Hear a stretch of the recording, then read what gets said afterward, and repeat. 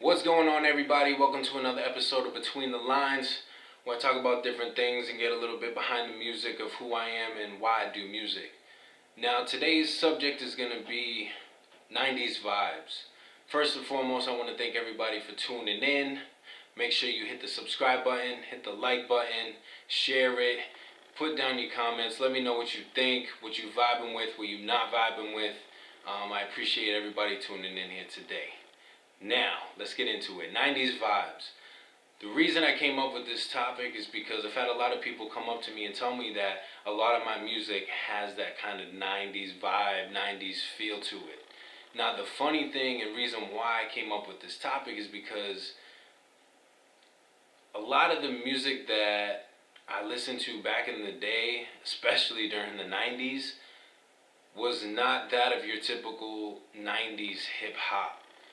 And that's what amazes me and why I find it funny that people say I have kind of a 90's vibe, because I partially don't really know where it came from. You know what I mean?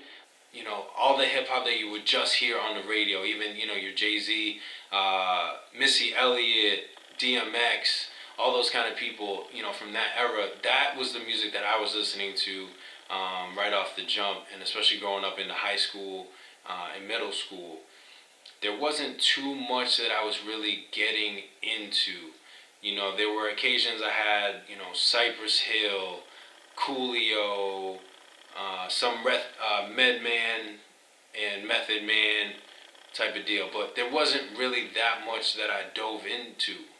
Again, I'm talking about just commercial radio, what you heard, you know, on the main airwaves. There was no CDs that I was buying like that.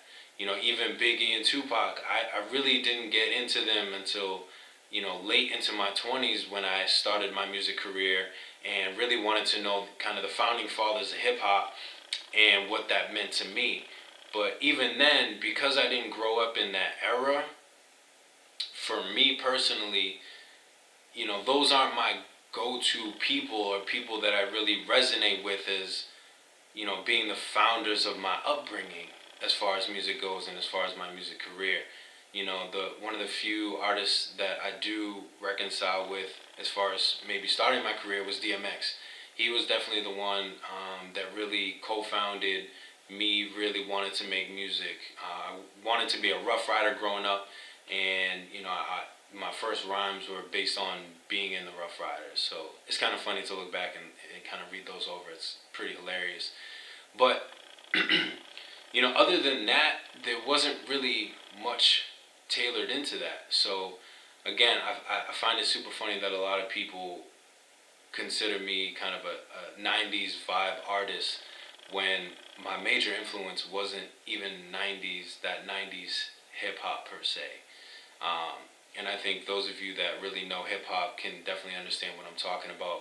You know, when you dive into artists such as, you know, KRS-One, Biggie, Pac, really dive into their discography, and, you know, the list goes on. You know, I only name a couple people, but the list does go on for those type of artists. But their discography is so deep, and that wasn't something that I was initially started with when it came to music. So again, it amazes me that people think that I have that 90's vibe, and I appreciate that. I love the 90's.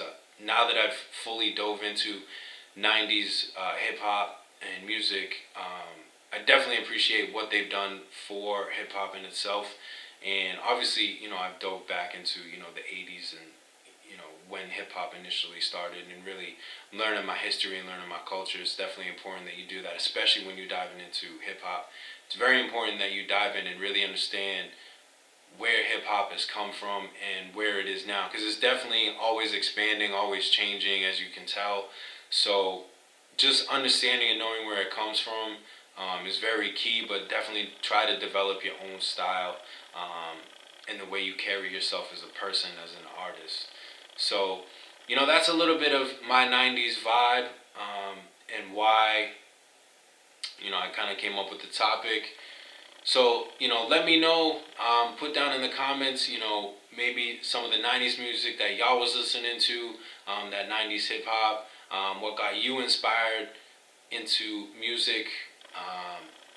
I love to hear from y'all. So, you know, definitely drop some comments in there. I thank y'all for coming in, tuning in. I'm going to make this short and sweet because I know time is of the essence as always with everybody.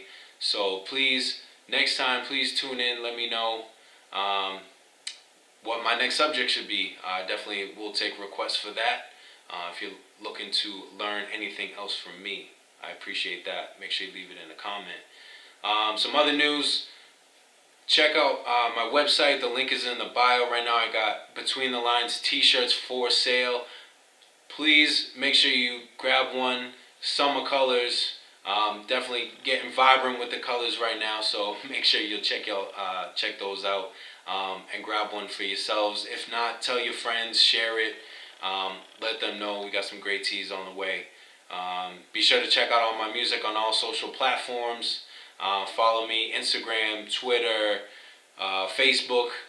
Love chatting with everybody, chatting with all my fans. I appreciate y'all. I would be nowhere without y'all. So shout out to y'all. I appreciate it. And until next time, this is Between the Lines with J Faith. And I'm out of here. My thoughts were second guessing now. If you take this time to be perfectly honest, there's a lot I keep inside between the lines and the comments. Way beyond the pages and the ink within the bindings. Call up the jury, you can process their findings. Let me take this time out to be perfectly